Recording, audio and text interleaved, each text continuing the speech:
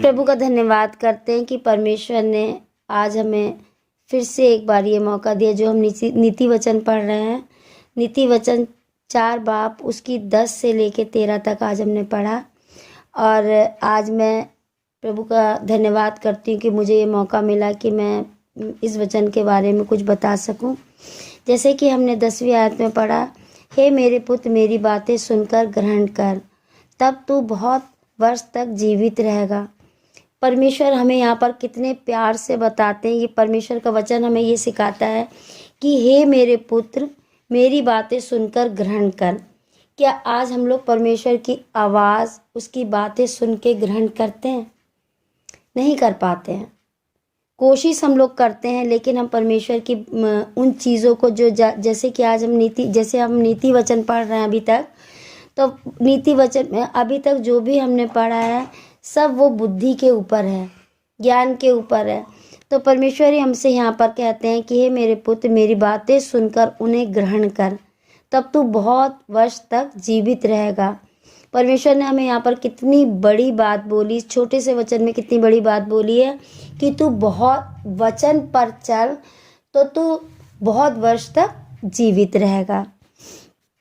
11वें में लिखा है, 11वें आयत में, मैंने तुझे बुद्धि का मार्ग बताया है और सिधाई के पथ पर चलाया है।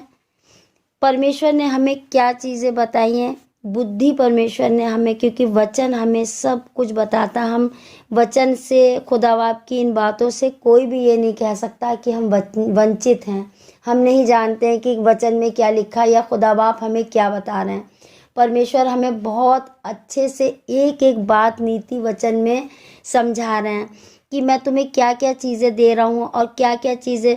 जैसे कि हमने शुरू में पढ़ा कि बुद्धि जो है सड़कों पे, चौराहों पे पुकारती है।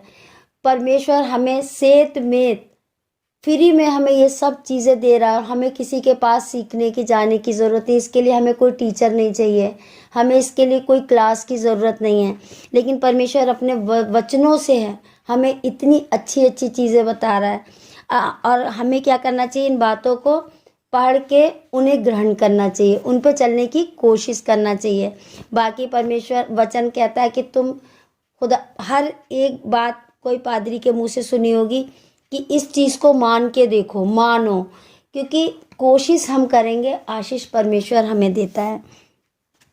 12वीं आयत में लिखा है, चलने में तुझे रोक टोक ना होगी और चलते तुझे दौड़े तो भी ठोकर ना खाएगा।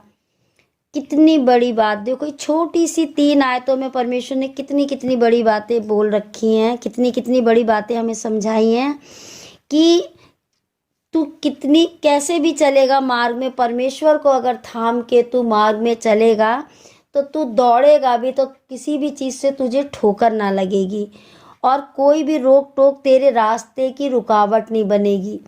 परमेश्वर हमें यहाँ पर इतने अच्छे से ये सब चीज़ें, ये वचन हमें कितने प्यारा वचन है जो खुदा आपने आज हमें दिया है और ये मौका दिया है। क्योंकि मुझे वाकई में कुछ नहीं आता है, ना मुझे वचन को अच्छे से पढ़ना आता है और ना मुझे समझाना आता है। लेकिन फिर भी आज मेरे मन में थोड़ा सा हुआ कि इन वचनों को, हो सकता है कि प्रभु ने ये वचन मुझे समझाने के लिए ही रखा हो। तो परमेश्वर हमें कहता ना कि तुम बेरुके टुके दौड़ोगे भी, भागोगे भी तो तुम ठोकर नहीं खाओगे। लेकिन ऐसा कब होगा? जब हम परमेश्वर का हाथ थाम के चलेंगे, परमेश्वर का दामन जब हम थामेंगे तो हमें वाकई में, हम आंख बंद करके भी दौड़ेंगे तो हमारा प्रभु हमें किसी पत्थर से भी ठेस नहीं लगने देगा। प्रभु का धन्यवाद हो इस सुंदर आयत के लिए। 13वीं आयत में लिखा है, शिक्षा को पकड़े रह, उसे छोड़ ना देना, उसकी रक्षा कर, क्योंकि वही तेरा जीवन है। कितनी सुंदर ये तीनों आयतें प्रभु ने आज हमें दी हैं कि शिक्षा को पकड़े रहे।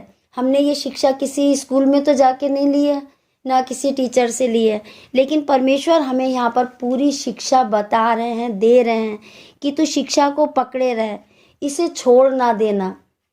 परमेश्वर हमसे क्या चाहते हैं? कुछ भी नहीं चाहते हैं। ना वो हमसे कोई पैसे की भेंट मांगते हैं, ना वो हमसे सोना चांदी मांगते हैं, क्योंकि हम उसमें कुछ भी नहीं ये चीज़ें दे सकते हैं, क्योंकि सब कुछ तो ये उन्हीं का है, उन्हीं का बनाया हुआ है। परमेश्वर के पास सारा धन दौलत सब चीज़ें परमेश्वर के पास हैं और परमेश्वर की हैं। परमेश्वर हमारे हृदय की भेंट चाहता है, हमारे मुख की भेंट चाहता है कि हम अपने जीवन से, अपने मुंह से उसका अंगीकार करें। करके तो देखें परमेश्वर हमारे जीवन में कितने बड़े बड़े काम करता है। तीनों आयतों में परमेश्वर ने हमें कितनी कितनी बड़ी बड़ी बातें बताई हैं और इन बातों को जीवन देने की, बहुत वर्ष तक तू जीवित रहेगा। तेरे को किसी भी बुद्धि ऐसे चलेगा, तो जब तू रास्ते में चलेगा तो किसी भी चीज़ से ठोकर ना खाएगा। तीसरी उसमें बताया है कि उसकी बातों को, उसकी शिक्षा को, वचन की शिक्षा को अगर हम पकड़ के चलते हैं तो परमेश्वर हमारे लिए हर तरह से सीधे मार्ग निकालता है। प्रभु के इस वचन पे पढ़े जाने पे आशीष हो और परमेश्वर इस वचन को हमारे हृदयों में 30 गुना 60 गुना फलवंत करे।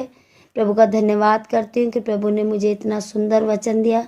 प्रभु यीशु मसीह के नाम से मांगते हैं, आमीन। बिन तेरे नासरी जिंदगी कुछ नहीं, बिन तेरे नासरी जिंदगी कुछ नहीं। चांद बेनूर है, चांद बेनूर है, चांदनी कुछ नहीं, बिन तेरे नासरी जिंदगी कुछ नहीं, बिन तेरे नासरी जिंदगी कुछ नहीं।